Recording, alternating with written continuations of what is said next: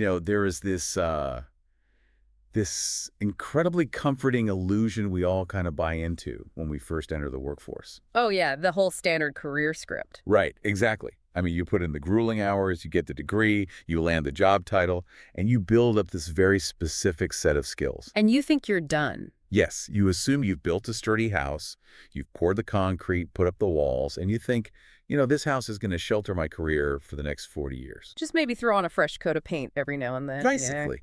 But imagine waking up tomorrow morning, looking out the window, and realizing the city planners have completely rewritten all the zoning laws overnight. Just completely pulled the rug out. Yeah.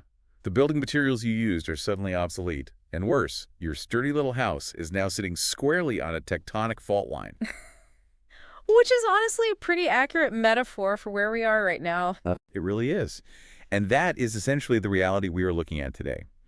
We are doing a deep dive into this incredibly comprehensive 10-year framework by Anderson Romanhuck from the Easy Fluency Institute. The exceptional business professional. That's the one.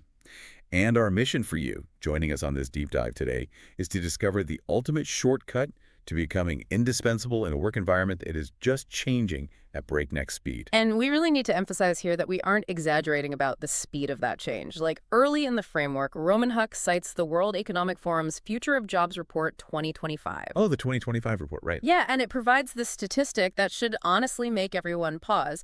They estimate that 39% of workers' existing skill sets may be transformed or become entirely outdated by 2030. Okay, let's unpack this because 39%, that is nearly 4 out of every 10 skills you currently rely on. Just gone. Right. The skills you use to pay your rent, to get that promotion, or to just do your daily tasks, potentially gone or drastically changed in just a handful of years. Yeah, if you're trying to cling to the old way of doing things, that is a terrifying number. I mean, it means almost half of your foundation is just evaporating.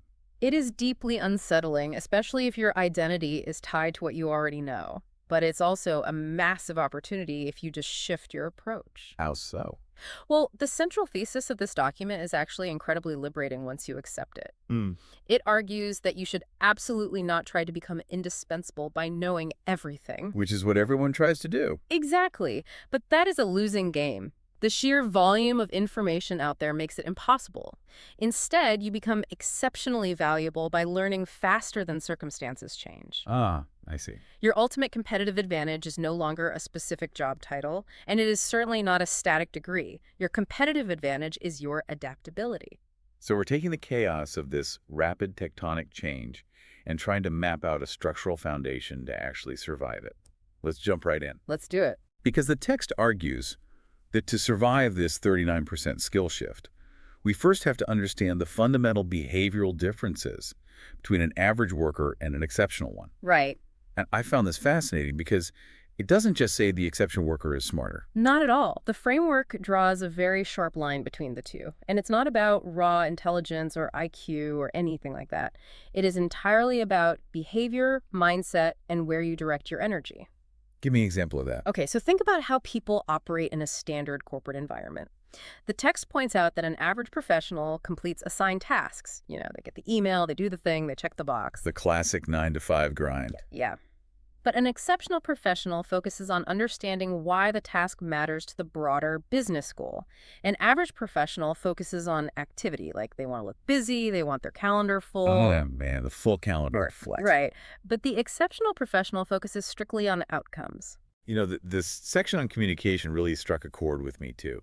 It notes that average professionals talk to be heard. Oh, we all know this person. We totally do. You're in a meeting, and they just want their voice in the room so leadership knows they are present. They aren't really adding value. Yeah, they just want to be on the radar. Exactly.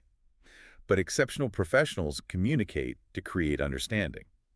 They might not speak for the first 40 minutes of a meeting, but when they do, it's to synthesize the chaos and give everyone clarity. Yes, and that behavioral distinction extends directly into how they handle information and, crucially, how they handle failure. Oh, the failure part is huge. It is. Like, the average professional simply collects information. They hoard data, they read endless articles, but they don't do anything with it. The exceptional professional converts that information into judgment. They actually make a call. Exactly. They use it to make a decision. And when that call goes wrong, eventually Eventually it will. The average professional avoids responsibility. They point to market conditions or they blame marketing or whatever. Right. But the exceptional professional owns the outcomes, regardless of who is specifically at fault on paper. Okay, this brings us to a really crucial part of the framework. It introduces what it calls the 5 forms of capital. This is such a great mental model. It really frames the entire mindset shift we're talking about. So it lists knowledge, which is simply what you know, skill, which is what you can do. Pretty standard so far. Yeah. Then relationship capital, meaning who actually trusts you. Reputation capital, which is what the broader market believes about you. And then finally, character capital, which it defines as who you are when nobody is watching. The foundation of it all. Right. And looking at this list, it sounds like the average professional is just downloading apps on their phone. They're adding a random skill here, collecting an isolated bit of knowledge there. While the exceptional professional is upgrading the actual operating system. Yes, exactly. But I do have to push back a little here on one specific point. Go ahead. I get knowledge, I get skills. But why is character treated as a hard business capital in this 10-year framework? You think it sounds a bit fluffy? Well, yeah. It feels like it belongs in a self-help book, not a corporate survival guide. Isn't character just a nice, soft, moral trait? I hear you, but if we connect this to the bigger picture, treating character as a hard asset makes perfect economic sense. How so? The text explicitly states that character is the absolute foundation of the other 4 forms of capital. Without it, the rest eventually collapse. Competence without character is actually highly dangerous in a business setting. Dangerous. Give me a scenario. Okay, think about a brilliant executive. They are a genius at strategy, they execute flawlessly, their knowledge is just off the charts, but they lack integrity. They take credit for their team's work, they hide small compliance issues, they throw colleagues under the bus. Now, in the short term, they might hit their quarterly numbers. Which is usually what they get rewarded for. True, but in a 10-year timeline, which is what this framework is built for, they are just a highly efficient risk to the organization. Oh, I see. When the pressure is on, when a shortcut presents itself that could boost this quarter's numbers at the expense of the long-term health of the company, it is character, not your spreadsheet skills, not your coding ability that dictates the decision. Okay, I see what you mean now. The technical skills are just the engine, but character is the steering wheel. If the steering wheel is broken, a faster engine just means you crash harder. That's a perfect way to put it. Character is the bedrock of trust. And in business, trust is the ultimate currency because it drastically reduces transaction costs. Transaction costs meaning what exactly? Friction, like if I trust you, we don't need 100 meetings and legal reviews to move forward on a project. We just move. But if I don't trust you, every single interaction is bogged down in friction and second guessing. So now that we have this upgraded operating system installed, right, this foundation of character, owning outcomes, creating understanding, what specific applications do we actually need to run in this new economy? The core toolkit. Yeah, if 39% of our skills are going extinct, what goes into the new toolkit? Well, the master framework actually identifies 23 distinct skills covering everything from financial literacy to cross-cultural competence. 23? That's a lot. It is. But for our purposes today, and to keep you from feeling completely overwhelmed, we need to highlight the critical nodes, the skills that drive all the others. And at the very top of that list is learning how to learn. Which is funny because it sounds so basic. It does, but the text positions this not just as a skill, but as the true meta skill. Right, the one skill that builds all the other skills. Because if you know how to learn, it doesn't matter what the market throws at you. Precisely. The framework outlines a specific cycle for this, moving from questioning to researching, understanding, practicing, applying, teaching, getting feedback, and improving. That's a solid cycle. It is, but I really want to focus on that teaching step because that is where most professionals fail. Yes. The teaching step is the ultimate trap. How do you mean? Well, we are so used to practicing something quietly, maybe applying it to our own work and thinking we've mastered it. Yeah. But having to teach a concept to someone else forces you to realize where your own understanding is actually quite fragile. It completely strips away the illusion of competence. Like, if you can't explain a complex idea simply to a colleague, you haven't truly mastered it, you've just memorized the jargon. Absolutely. Now, running parallel to this meta skill of learning is the undeniable reality of artificial intelligence. And the framework takes a very strong stance here. On that. Yeah, it says AI is no longer a separate technology subject that you can just ignore and leave to the IT department. It is a foundational professional capability for everyone. Okay, wait, I have to challenge this point. Go for it. We hear about AI constantly, but isn't it really just the new Excel? I mean, think about 20 or 30 years ago. People completely freaked out about spreadsheets. They thought accountants were going to go extinct, Right, the panic was real. but it just became a tool. You learn to use it, you put proficient at Excel on your resume, and you move on. Why is AI any different? Why is it a fundamental shift rather than just a new piece of software? What's fascinating here is that the framework explicitly warns against that exact mindset. It says very clearly, don't become merely a prompt operator. A prompt operator. Yeah, relying on recent research from MIT Sloan, the text explains that we are moving way beyond individual productivity. AI isn't just a calculator that helps you do your current job a little bit faster. So what is it? It is a catalyst for redesigning tasks and entire workflows. Can you give me an example of what that actually looks like in practice? Sure. Think about an HR professional handling employee onboarding. The Excel mindset, or being a prompt operator, means you use AI to write the welcome email a little faster. You save maybe 10 minutes. Okay, sure. That's fine, but it's not exceptional. The exceptional professional looks at the entire 10-step onboarding process and redesigns the workflow around AI. Oh, I see. They don't just use it to write the email. Exactly. They use AI agents to automate the document generation, the compliance checking, the IT provisioning, and the calendar scheduling. They strip away 80% of the administrative burden Leaving them time to do what? so that the human HR professional can focus entirely on complex judgment. Things like assessing the new hire's cultural integration or mentoring them through first-week anxiety, the things a machine can't do. Oh, wow. So it's not about learning the syntax of how to talk to a chatbot. It's about architectural thinking, Precisely. You are literally stepping back and redesigning how the business operates. which actually leads perfectly into the next massive skill in this toolkit, decision-making under uncertainty. Ah, yes. My favorite. Because if you successfully redesign the workflow and AI is doing all the rote processing and data gathering, what's left for the human is the ambiguous, messy stuff. Exactly. Business rarely, if ever, gives you complete information. You are almost always operating in a fog. The exceptional professional doesn't freeze waiting for 100% certainty, because by the time you have 100% certainty... The opportunity's already gone. Exactly. Instead, they learn to use specific mental models to navigate the fog. And the framework suggests always asking two critical questions when facing a tough judgment call. What are they? First, what would have to be true for this decision to work? And second, what evidence would change my mind? I love that second question. What evidence would change my mind?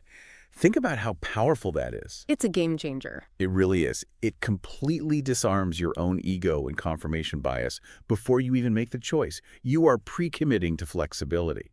Like, if I launch a new marketing campaign, and I say up front, if customer acquisition costs go above $50, I will admit this is failing and pivot.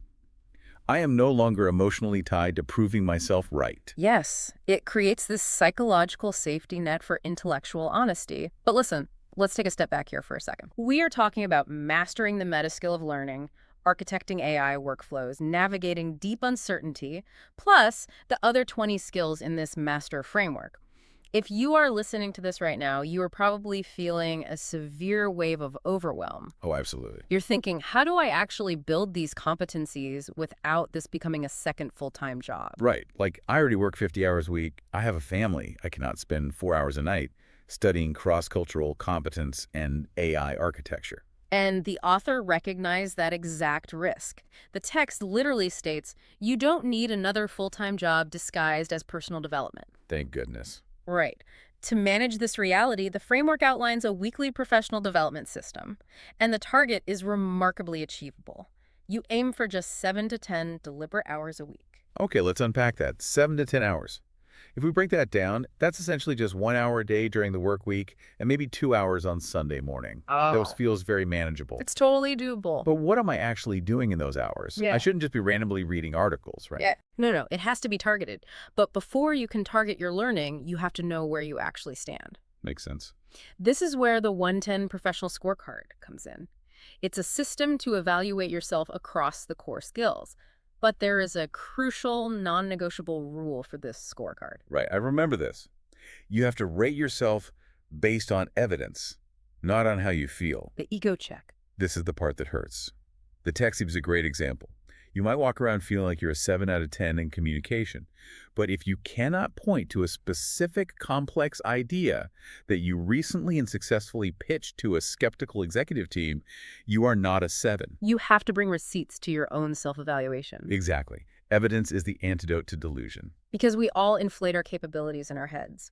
But once you have your honest, evidence-based scores, you apply the priority formula to figure out exactly what to work on during those 7 to 10 hours. Okay, what's the formula? It is importance multiplied by weakness, multiplied by frequency of use, equals your development priority.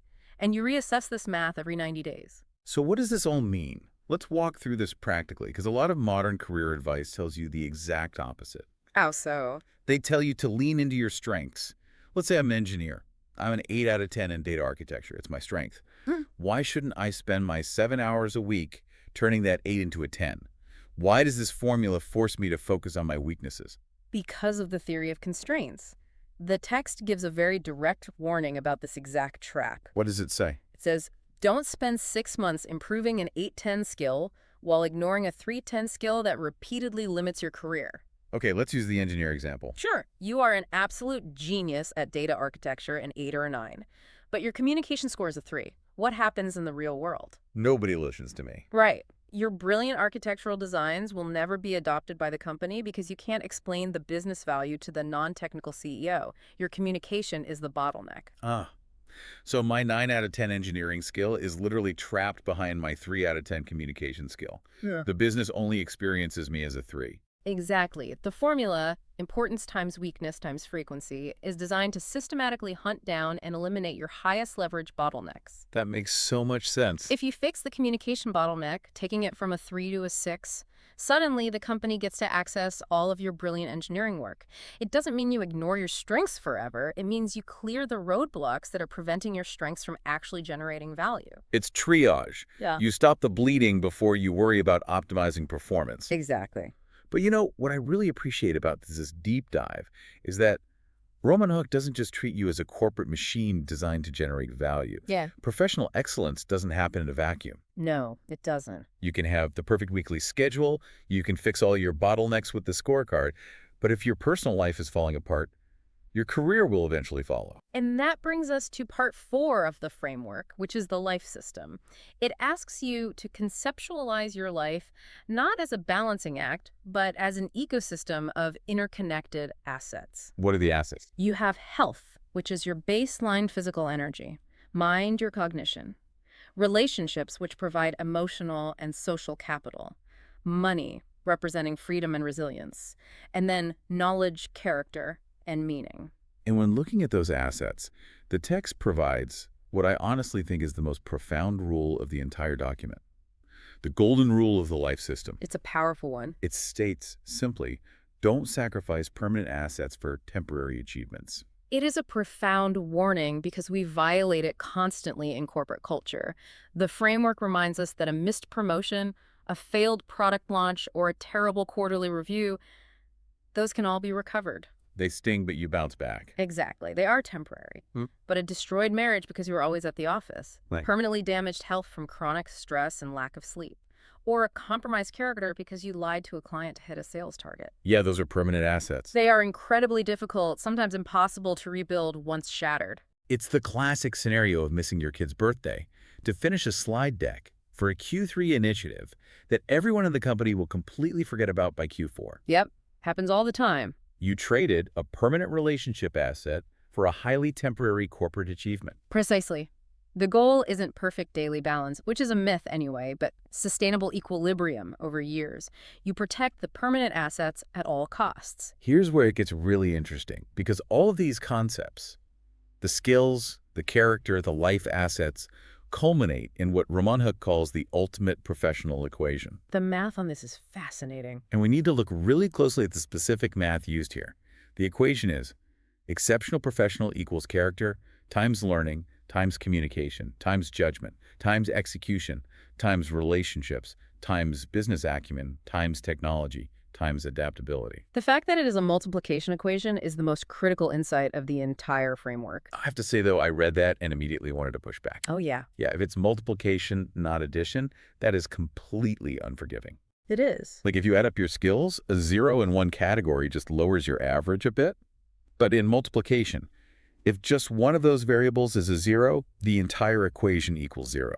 You could be a 10 in business acumen, a 10 in technology, a 10 in execution. The smartest person in the room. You could be the most objectively brilliant person in the room. But if your character is 0, or your adaptability is 0, your total professional value is exactly 0. That sounds incredibly harsh. It is harsh, but it is reality over a long enough time horizon. Let's look at it through the lens of an organization. Okay. You have that brilliant 10 out of 10 technology expert you just mentioned, but their relationship skill is a 0. They are incredibly toxic, they demean their peers, and they refuse to collaborate. What It can happened? drive everyone crazy. Exactly. They might build a great piece of software this month, but over the next 3 years, they will drive away 5 other talented engineers who refuse to work with them. Their net value to the organization becomes negative. They are a 0. Wow. Okay, when you put it like that, you cannot compensate for a complete lack of judgment or a completely toxic relationship style just by working harder or knowing more coding languages. No, you can't outwork a 0. That is wild. It is. And synthesizing this entire framework, the true goal for the next 10 years is not to try and make yourself look impressive to a hiring manager. Impressive is just an ego metric. Exactly. Impressive is a short-term ego metric. The goal is to become deeply useful, capable, trustworthy, and incredibly difficult to replace. If you do that consistently, success becomes a natural byproduct of your behavior rather than an obsession. It really reframes the anxiety around the future of work. We started this deep dive looking at that scary WEF statistic, the idea that 39% of our skill sets will transform by 2030. Which is terrifying at first glance. It really feels like standing on a fault line. But what we've discovered is that the path forward isn't about perfectly predicting the future. It's not about guessing which specific software will win out or memorizing a static list of facts. Not at all. We've moved from redefining exceptional through the lens of character and learning speed to understanding that integrating things like AI is really about systemic workflow design, not just typing prompts. We've looked at how to measure our progress ruthlessly but efficiently, finding those hidden bottlenecks holding us back. And finally, we grounded it all in that unforgiving multiplication equation, balancing our professional drive with the permanent assets of a healthy life. And that is the ultimate takeaway for anyone navigating this landscape. The most future-proof professional isn't the one with a crystal ball. Right. It is the person who has developed enough judgment, adaptability, and unshakable character to remain valuable when the future inevitably turns out completely differently than everyone expected. So as you go back to your day, take a hard look at your own operating system. Are you just downloading shiny new apps, or are you actually upgrading the core? We've given you a lot to process today, but to close out, we want to leave you with one final, very specific thought to chew on. It's a great question to end on. It is. It's drawn directly from Part 9X of the source text, which outlines 10 questions you should ask yourself every single year to stay on track. And it is a question that cuts through all the noise of promotions, metrics, and skill transformations. Ask yourself this: if you continue living exactly this way for 10 years, will you respect the person you become?